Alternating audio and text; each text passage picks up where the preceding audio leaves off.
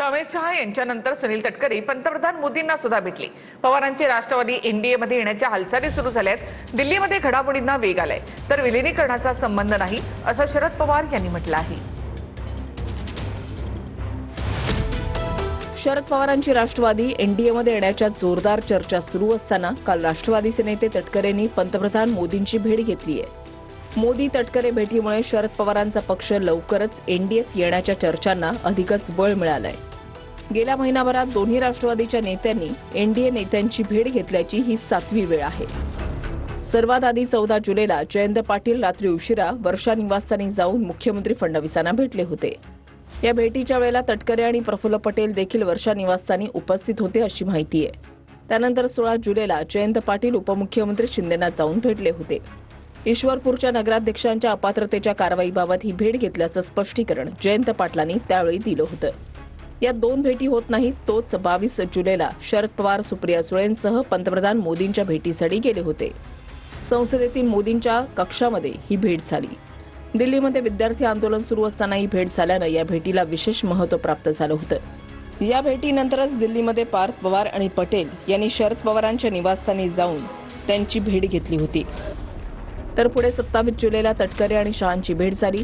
योगायोग की राजकीय योग असा क्षण म्हणजे याच दिवशी सुप्रिया सुळे या देखील शहांना भेटल्या। सुप्रिया सुळेंसह खासदार बजरंग सोनवणेही या भेटीवेळी उपस्थित होते। त्यानंतर 28 जुलैला म्हणजे काल रात्री उशिरा तटकरे थेट मोदींच्या भेटीसाठी पोहोचले। या 7 भेटींमुळे पवारांची राष्ट्रवादी कधीही एनडीएमध्ये जाण्याची घोषणा करू शकते अशी चर्चा आहे।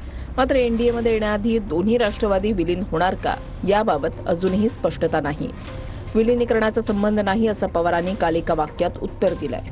खरं तर दोन्ही राष्ट्रवादी एकत्र येण्यासंदर्भात पुन्हा एकदा चर्चा घडू लागलेल्या आहेत। त्या संदर्भात दोन्ही राष्ट्रवादीचे नेते थेट बोलणं टाळत असले तरी एनडीएच्या नेत्यांसोबत होणाऱ्या या भेटीगाठींमुळे चर्चांना मात्र बळ मिळतंय।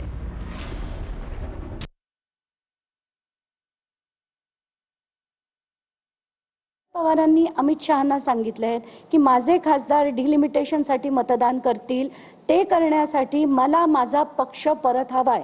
म्हणूनच त्यांनी तटकरेंना सुद्धा दिल्लीला बोलवून घेतलं। अमित शहांची भेट झाली, मोदींची भेट झाली। त्यांना त्यांचा पूर्ण गट एकत्र हवाय, तर त्यांना त्याच्या बदल्यात 2 मंत्रिपद महाराष्ट्रात मिळणार आहे आणि 1 सुप्रिया सुळेंना मंत्रिपद हे दिल्लीत मिळणार आहे। इथपर्यंत सगळं झालेलं आहे। भाजप त्यांना एकत्र आणून मग एनडीएत विलीन करेल असं आत्ताचं चित्र आहे, कारण त्यांना खासदार हवेत आणि ते खासदार त्यांना या डिलिमिटेशन बिलच्या आधी हवेत। 100% प्रदेशाध्यक्ष हे आमचे प्रदेशाध्यक्ष आहेत। मोदी साहेब हे देशाचे नेते आहेत, देशाचे पंतप्रधान आहेत।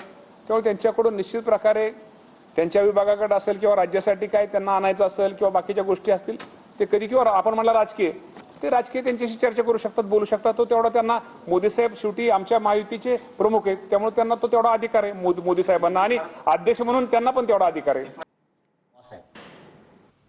सुनील तटकरेंचा पक्ष हा त्यांचा पक्ष आहे का नाही? हा शहा मोदींचा पक्ष आहे।